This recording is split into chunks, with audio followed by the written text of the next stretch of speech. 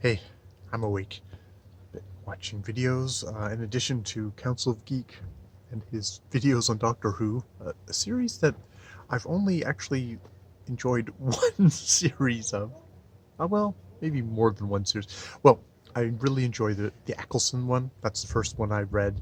I listened to. Um, but past then, past then, it seemed more kid show than anything else to me. Um, I don't know. I enjoyed a few of the things of Torchwood, and then really not enjoyed some of the other, and that was about it. But it's always there. It's always there as a sci-fi geek. But that's not what I'm talking about.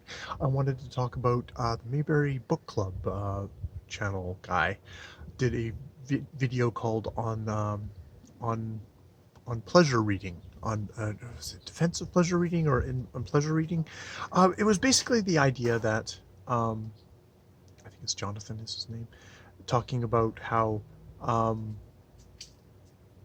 he reads for pleasure, um, and that reading should please you, um, and that a that's how what he reads for, and b that the writers he enjoys are the ones who are writing to entertain the reader, um, and that could be Paradise Lost, John Milton. That could be some Samuel Johnson. That could, fairly elevated stuff. So saying like he's not intimidated by books because they're his third point is being that they're written by human beings. They're written by just people, which is one of those stunningly obvious things. But I remember that um, very much in relation to poetry, which had always been presented in school because, well, other books, other reading, I got on my own and thus was not intimidated with and enjoyed and just read what I enjoyed. Poetry was just something that was presented in class as these works that weren't really written by human beings, that didn't seem to have much of a connection, at least to my teenage brain, to actual emotions and human being. It was all about metaphor and mechanics because it was where we didn't they weren't teaching poetry enjoyment in school. They were just teaching you this is the A structure, and here are the metaphors, and here are the similes, and you know really mechanical.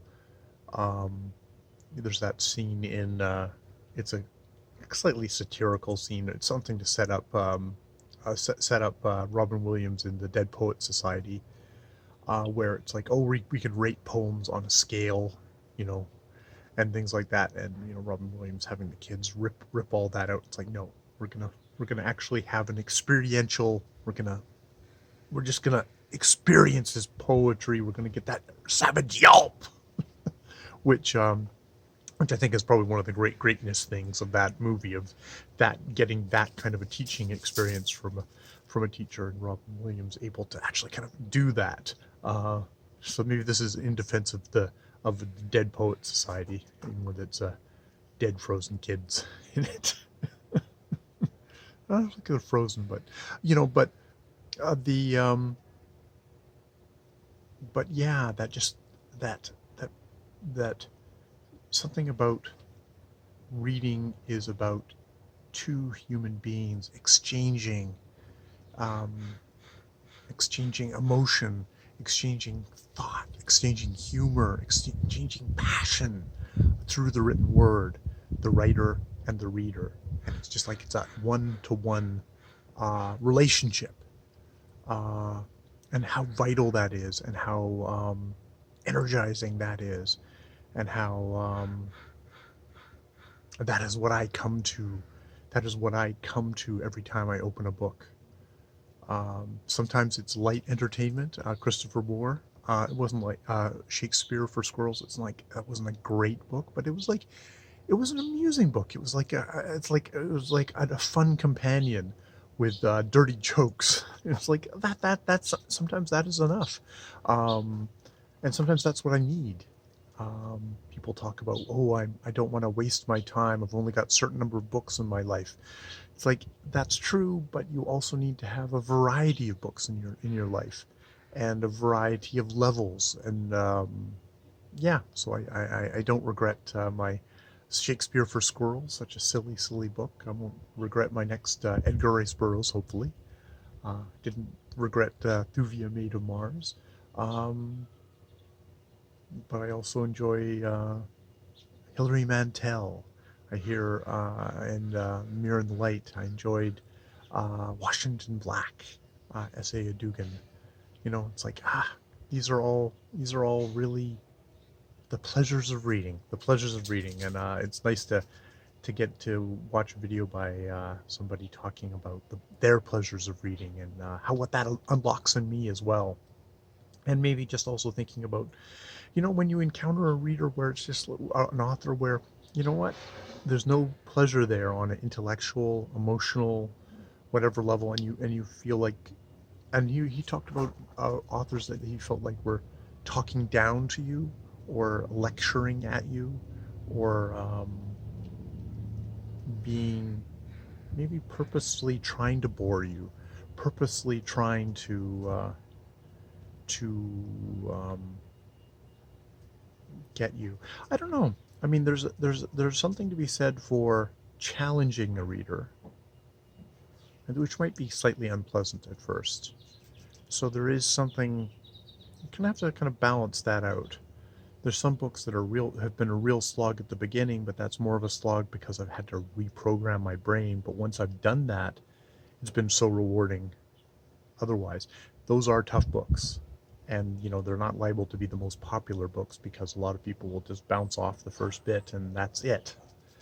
Um, so there is also the pleasures of being difficult, of of finding a difficult author, somebody who's going to challenge you, and that you're going to have to make that extra effort to get to them. Um, there's the eager puppy dog authors that just like, oh, I'm going to please you, I'm going to do everything I can for you. And then there's the aloof writers, the ones that are like, yes, I might let you into my pleasures, but you have to prove yourself.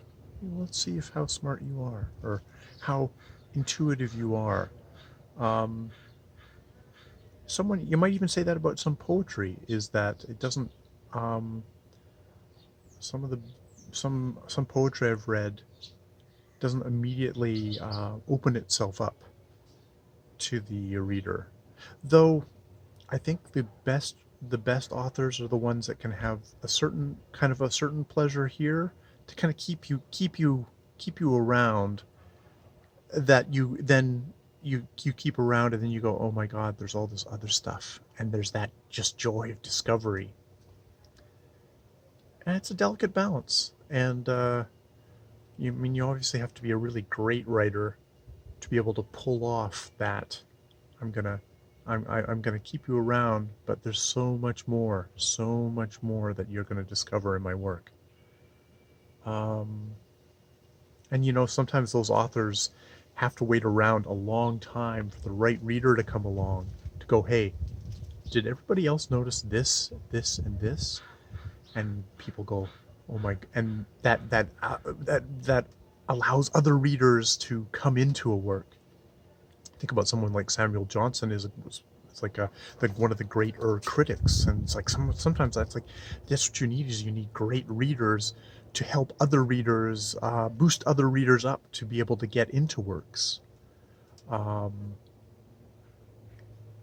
so yes, pleasures of reading. It's an interesting discussion. Like, how much does the author have to come to you, and how much do you have to go to the author? Hmm. Hmm. Yeah. All right. I'll stop there.